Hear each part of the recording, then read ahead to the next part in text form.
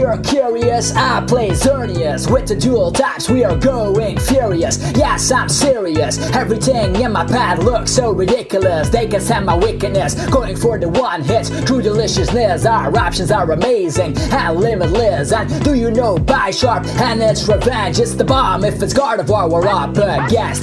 Even with that Skyfield, we go on in the standard format, going quite strong. Grabbing victories till they all start to run. When we pass through, they are all done. Say hello to the new rainbow. You can't say no when it steals the show. So welcome to another episode. Give me some suggestions for the next one, yo. Episode 138, Xerneas update.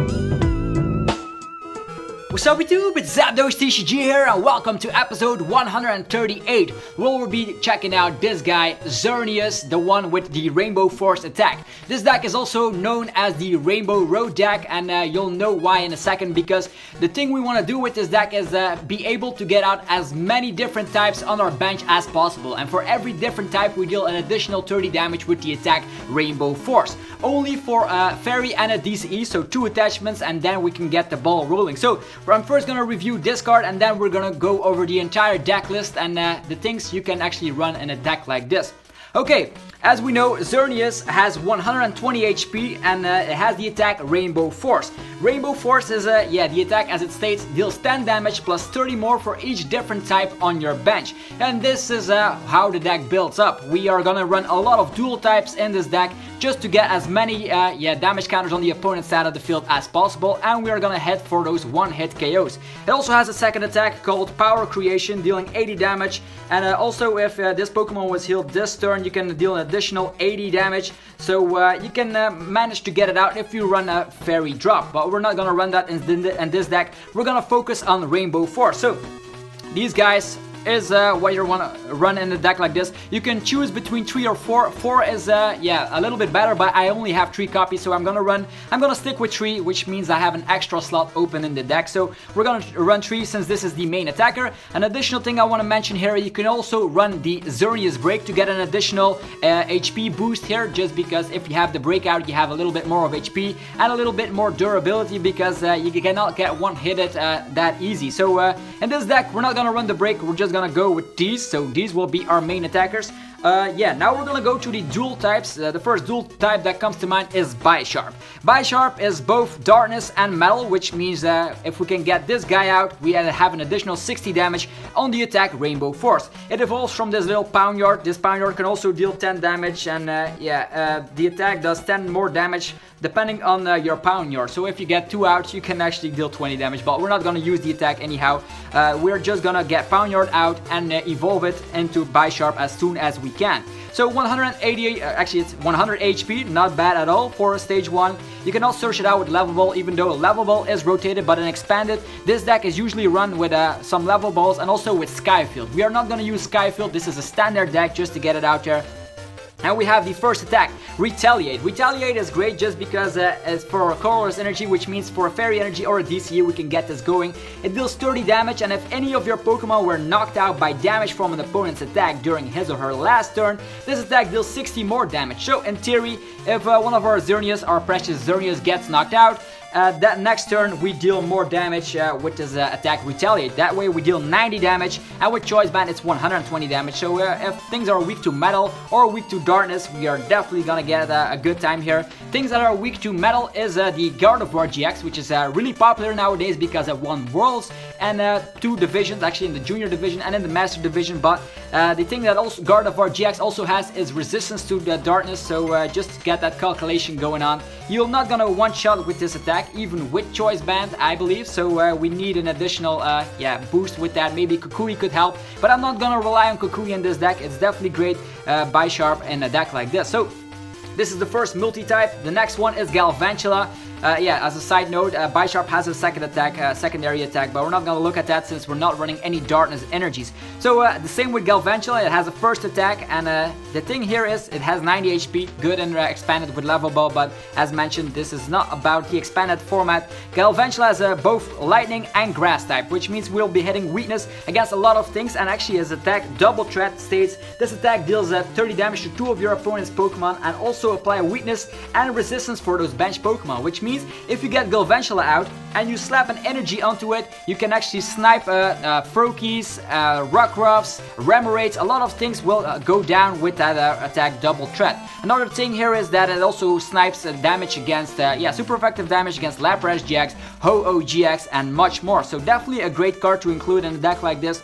We have 4 types in total now, so it evolves from this little Joltik. It cannot attack since it needs a lightning energy, so the only thing we will be able to do with Galvantula is sniping around, which is always a good thing to get those last prize cards or just to get a cheap knockout on certain Pokemon like a Remoraid, for example. So now that we got this out of the way, another dual type would be Volcanion. I'm gonna show it on the screen here, but we're not gonna include Volcanion in a deck like this because I want to keep it as budget friendly as possible. You can add Volcanion in here, but just know that if the opponent tries to use the counter catcher or the Guzma, they will definitely go after that, yeah, Volcanion EX, leave it stuck in the active position or just one-shot it. So I'm not gonna include it in this list, but it's also really powerful. That way you gain the types fire and water. So now we are already at 130 damage if you have a setup like this. So this will be our main attacker. Just gonna put those on the side notes here and these on the bench so you know what's going on. So we already have these 2 on the bench, which is awesome. We're already kicking for 130 damage with that Rainbow Force. Another one I'd like to include here is just for the consistency, it is Octillery.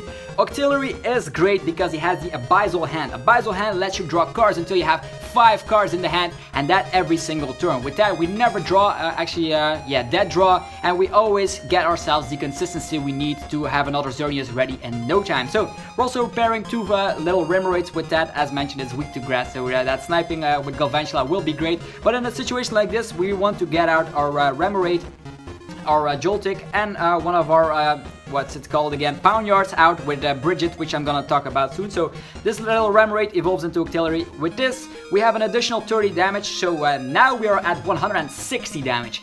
Just to get it out here, if we have a choice band, we are already one-shotting every basic GX in the entire format. So things are looking up.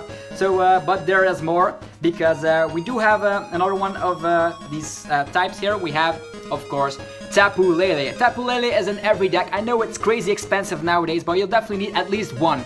If you have 2, it's even better. If 3, I would not include 3 in this deck, but 2 is fine. 1 is just okay. So we have Tapu Lele get an additional 30 damage. With that, with choice band, we are able to hit 220 damage. So things are going crazy.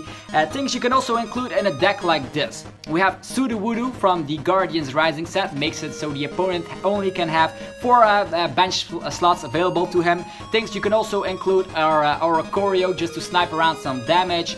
Other things here, let me just think about it. There's a lot of things you can use in a deck like this if it suits for the types. So with this, we already have a bunch of types at our field. And another thing I want to include here is Vulpix.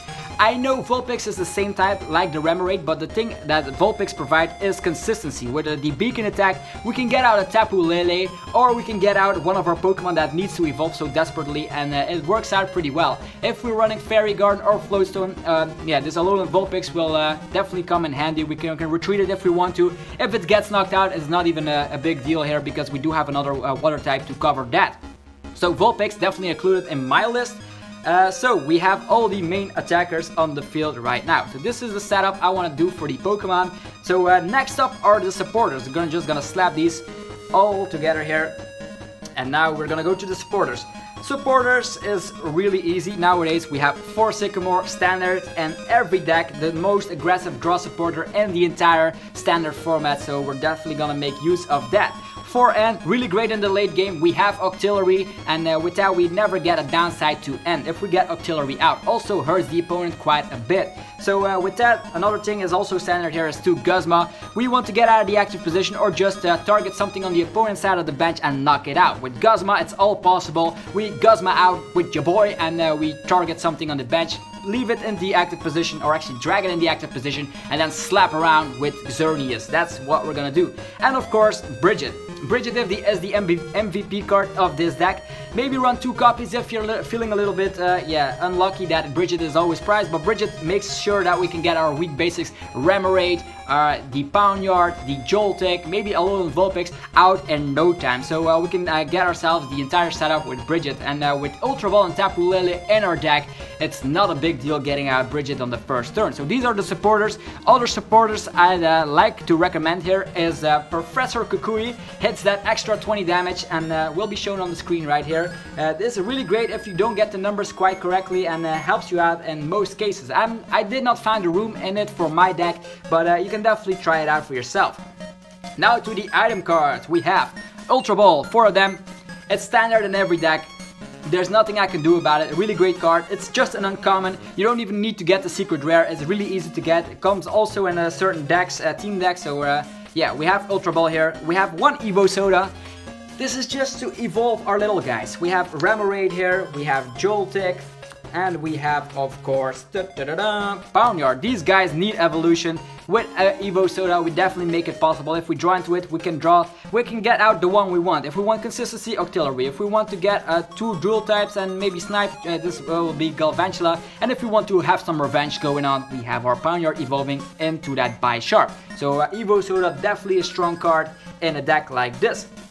Next up, Max Elixir. Why are we running 3 Max Elixirs? Well, the case in this deck is that we are running 12 energies for DCE. We're just gonna show them on the screen right now so we can get that over with. We are running 4 DCE and then 8 regular fairy energies, just like that. I don't have holographic fairy energies, don't have the budget for those fairy energies. I already have everything almost, and holographic energies, but not fairy. So yeah, 8 of these is efficient to get Max Elixir working from time to time. We can run 4 copies. I'm running 3 copies of Max Elixir. So those were the energies, 12 energies in total. Just yeah, you guys know how to make a deck like this. You can add more energy, but trust me, you'll never find a room for it. Okay, next up are 3 choice band. You can add up to 4, it's all up to you, personal preference, but I also like to run 1 Fighting Fury Belt. Our Xerneas will have extra HP, and extra HP is always great. That way it does not get one-shotted, fast enough, and also it can get rid of it with a field blower, so that's why I prefer choice band. That's why the 3-1 split is better for me.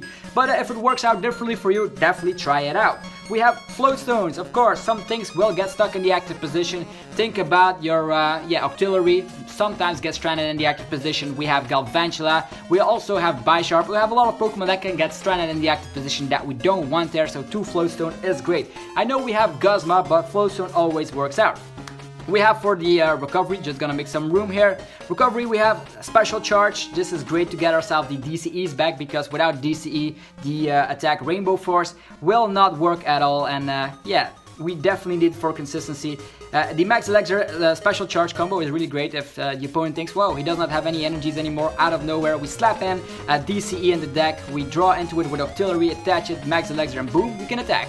Great.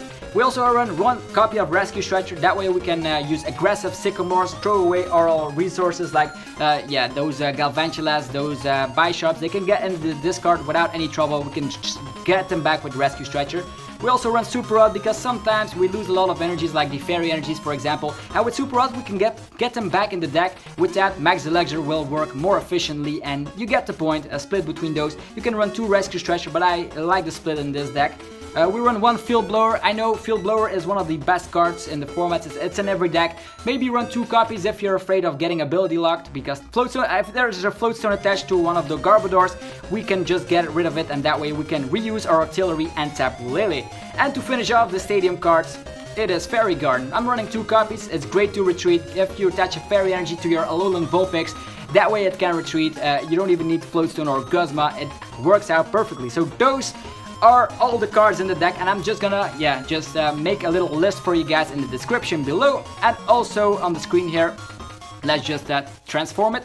Alright, so as you can see, this is the entire deck list. I already talked about everything that is in here, so a little recap: 3 Xerneas, a 2-2 line of the Bisharp, a 2-2 line of Galvantula, a 1-2 line, or actually it's a 2-1 line of Octillery. There's a Alolan Vulpix, one of them. We have a 2 Tapu Lele in the deck, 8 Fairy Energies for DCE. we have 4 Sycamore, 4 N, 2 Guzma, 1 Bridget, 4 Ultra Ball, 3 Max Elixir, 1 Evosoda, 1 Fighting Fury Belt, 3 Choice Band, then 2 Floatstone, 1 Rescue Stretcher, 1 Special Charge, 1 Super Rod, 1 Field Blower, and to finish it off we have 2 Fairy Garden. So this is the entire deck list. You can change it up as you'd like, maybe swapping out Alolan Vulpix for maybe your Volcanion EX that you just have in your binder and you just want to test it out. Volcanion EX is really good in this deck, I cannot stress that enough. Also, other things that I have a noteworthy mention here is Sudowoodo and MVP in certain tournaments. Things that also are great is the sniping around with Oricorio, and there are so much more Pokemon that you can just put on your bench just to help out Xerneas' attack. Maybe adding a 4th Xerneas is also great, just think about it. This is just my list, just adapt it as you'd like and let me know how it does. And with this, we are gonna go over to Poke News. Alright guys, welcome to Poke News. In this segment I'm gonna talk about new releases that came up recently. The first thing on my list is about the new Lycanroc. This is not about the trading card game since I don't have trading card game news. Last week I talked about Sun and Moon 4, which is the equivalent of the Crimson Invasion set coming to us on the beginning of November. So if you want to have a little recap of the entire set, definitely check the previous episode. So for now we're gonna check out some more Pokemon news in general. It's about Lycanroc and this new way of evolving a little Rockruff. Yeah, the new Rockruff is able to evolve into this new Lycanroc. As you can see, this is a Dusk form, and the only way to obtain one of these is an Ultra Sun and Ultra Moon by having Rockruff with the ability Own Tempo. They are being distributed when the games will come out, so that is great to hear. And how do you level up to this Dust form? Well, that is if it's level 5, and then you start leveling it up between 5 PM and 6 PM. So that's the only way to obtain this new form of Lycanroc, which is interesting. The games come out very shortly, so definitely stick around if you want to learn more about the Pokemon in general. So I'm not only talking about trading card game news in the Poke News segment, so if you want to stay up to date about everything Pokemon related, definitely subscribe for more content like this. Also, there will be a special Z move for this new Lycanroc. If you have the Z move crystal corresponding with the one that Lycanroc is having to use its attack, we have Lycanroc. If it knows Stone Edge and you have that corresponding Z crystal, then you can use that Radical Edge Storm Z move, which is also a new move exclusive to Ultra Sun and Ultra Moon. Definitely interesting to see here. Some love to Lycanroc. The next thing on my list are new Ultra Beasts. Again, it's Ultra Sun and Ultra Moon. So what we see here is the new Ultra Beast that got released actually in Nintendo Direct. The new trailer for Ultra Sun and Moon got shown there, and there are 2 new UB Beasts, which is UB Burst and UB Assembly. UB Burst can only be obtained in Ultra Sun, and UB Assembly can only be obtained in Ultra Moon. So you have to make a selection here, but these look really weird in my opinion. So we see a couple of rocks and bricks and that UB Assembly. So I predict that it will be part rock type and maybe steel, I don't know. And then we have UB Burst looking like it's some sort of a psychic type Pokemon. It looks really weird, but hopefully they are really great in the competitive scene. So you'll have to pick one when the games officially release on November 17th. So pick your version you want. So let me know what you think about this episode, what you think about the wrap, what you think about the new deck analysis, the updated version of Xerneas and the Rainbow Road, and also about the Poke News. Are you excited for seeing new Pokemon like the new UB Burst? We don't have any specific information about them, but definitely let me know which one is your favorite. And also the Lycanroc Dusk form. Do you think it's amazing having a new Lycanroc type? I do think they'll be releasing one of these in a TCG card, because Lycanroc already has a midday form and a night form, actually a midnight form. So having this Dusk form in the TCG would be awesome to see. That way you can pair your deck with maybe 3 different Lycanroc GXs, which would be awesome. Anyways, this was Zapdos TCG here. Thanks again for watching another one of my episodes. You know they always come up on Wednesday, so definitely subscribe so you don't miss any of them. If you're interested in Pokemon in general, or the trading card game news, or maybe the wraps, it's all up to you. Anyways, I will see you guys soon enough with another TCG video on my channel. So see you guys then, and stay fresh guys. I'm out. Peace.